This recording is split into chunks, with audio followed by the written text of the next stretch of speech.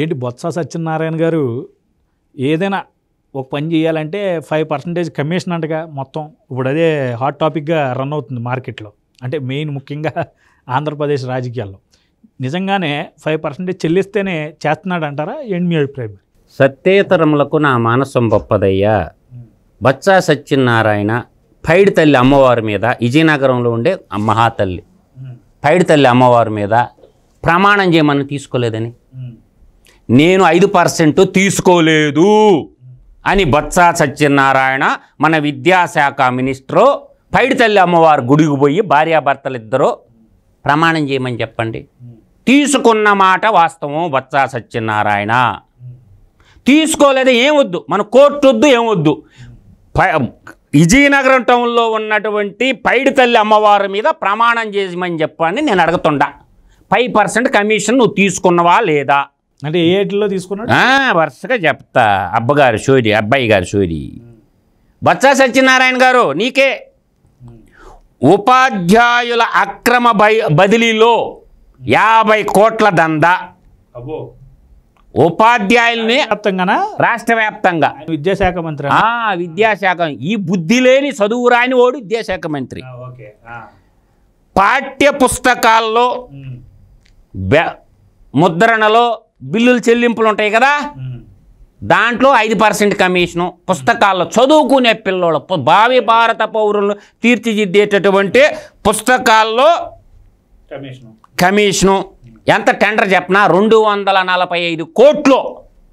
దాంట్లో 5% వేసుకోండి, లెక్క ఎంత వస్తుందో చూసుకోండి మీరే.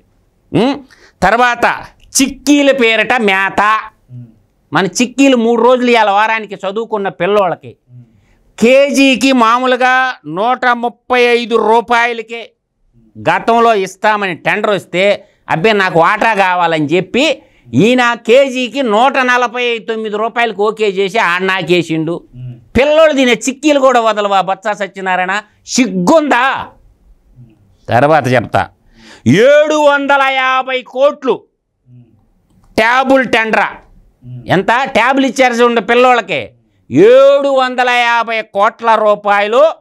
ఆ బిల్లులు ఇవ్వాలంటే సగం వాళ్ళు కూడా నేర్చుకున్నారు, కాంట్రాక్టర్లు కూడా. ఆ 750 కోట్లు ఇంటూ 5% వేసేసేయండి, అర్థమైందా?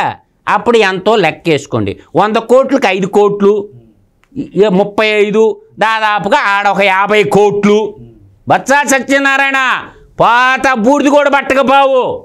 ఒరే నాయన, 750 కోట్లు. తర్వాత కోడిగుడ్లు రవాణా గుట్కా స్వాహా. తర్వాత మధ్యాహ్న భోజన పథకంలో అందించే కోడిగుడ్ల కాంట్రాక్టు గడువు 2023 ఆగస్టుతో ముగియగా 2024 జూలై వరకు పొడిగించేశాడు. తర్వాత నెక్క ధరతో పాటు రవాణా ఛార్జీలు కలిపి చెల్లించే జిల్లాల వారీగా నిరుడు టెండర్లు నిర్వహించారు. సరాసరి కిలోమీటర్లకి 40-50 పైసల వరకు ఇస్తున్నారు. అదే పాత ధరతో మరో ఏడాది ఇచ్చారు. ఈ తతంగంలో మంత్రి లబ్ధి పొందారు. కోడిగుడ్లు ట్రాన్స్పోర్ట్లో కూడా కోడిగుడ్లు.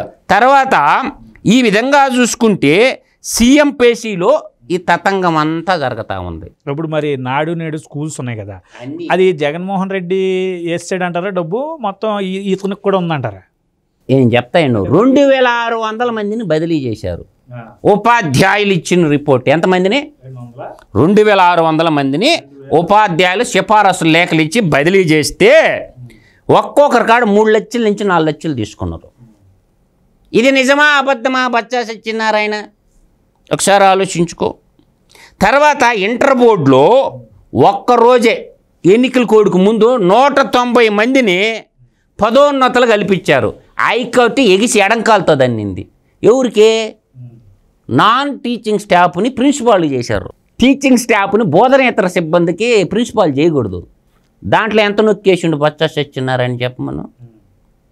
బొత్స సత్యనారాయణ నువ్వు బడికి పోలేదన్న సంగతి అందరికి తెలుసు, కానీ నువ్వు నాకిన సంగతే. అందుకలే మినిస్టర్ 5% కమిషన్. మినిస్టర్ ఎంత తీసుకున్నాడంటే వాడి కింద పనిచేసిన విద్యాశాఖ సెక్రటరీ ఎంత నొక్కుంటాడు? అర్థమవుతుందా? వాళ్ళ కింద ఉండేవాళ్ళు ఇంకా ఎంత నొక్కుంటారు అంటే కర్ణాటకలో 40% కమిషన్ అని గవర్నమెంటే కుప్పగూలిపోయింది, Bharatiya Janata party government. Minister 5% commission తీసుకున్నాడంటే ఆయన కింద ఉన్న సెక్రటరీ ఎంత తీసుకొని ఉంటాడు, వాడి కింద ఉన్నటువంటి ఎమ్మెల్యేలు అంతా పోయి దాదాపుగా ఇది నాకేసి ఉంటారు, 25% దాకా నాకేసి ఉంటారు అందరు కలిసి. అందువల్ల బొత్స సత్యనారాయణ గారు 5% కమిషన్ మినిస్టర్గా మిగిలిపోయిండు. అంటే ఇప్పుడు ఓవరాల్గా ఎంత తినేసి ఉంటాడో బొత్స సత్యనారాయణ ఏమో లెక్క ఉందా మీ దగ్గర? లెక్క ఇవన్నీ కలిపా 2500 కోట్లు నొక్కేసి ఉంటాడు సింపుల్గా 5 ఏళ్ళలో ఈజీగా 2500 కోట్లు. బ్యాగులు స్వామి, ఈ బ్యాగులు బూట్లు అన్నీ చూసాం, అవి 4 రోజుల్లో పోతున్నాయి. విద్యా కానుక రూపంలో ఈ బ్యాగులు, నాణ్యత లేని బ్యాగులు, బూట్లు, వీటిల్లో కూడా బెల్ట్లు, చాలా పెద్ద బడ్జెట్ ఉంటుంది. బొత్స సత్యనారాయణ బడ్జెట్ 1,00,000 కోట్ల బడ్జెట్ ఉంటుంది. ఎంత? 1,00,000 కోట్ల బడ్జెట్ బొత్స సత్యనారాయణ చేతిలో ఉంటుంది. 1,00,000 కోట్ల బడ్జెట్ బొత్స సత్యనారాయణ బొక్కసంలోకి ఎంత పోయింది? నేను చెప్పింది నీకు 2,500 కోట్లే, జస్ట్ పై 5% వేసుకుంటే 5,000 కోట్లు అవద్ది. 5% కమిషన్ వేస్తే 5,000 కోట్లు అవద్ది. నేను చెప్పింది ఇంకా 2.5% కమిషనే నీకు చెప్పింది. గతంలో లిక్కర్ డాను, ఇప్పుడేమో విద్యా సంస్థలో డానా. అదే చదువు రానివాడు విద్యాశాఖ మంత్రి అయితే ఎట్టుంటుంది, ఎట్టే ఉంటుంది మరి. అందువల్ల ఏంటంటే బొత్స సత్యనారాయణకి నేను అంటుండా, ఏమొద్దు బొత్స సత్యనారాయణ కోర్టు వద్దు, ఇవన్నీ ఏమొద్దు, పైడి తల్లి అమ్మవారి మీద ప్రమాణం చేయమంటుండా నేను. అంతే.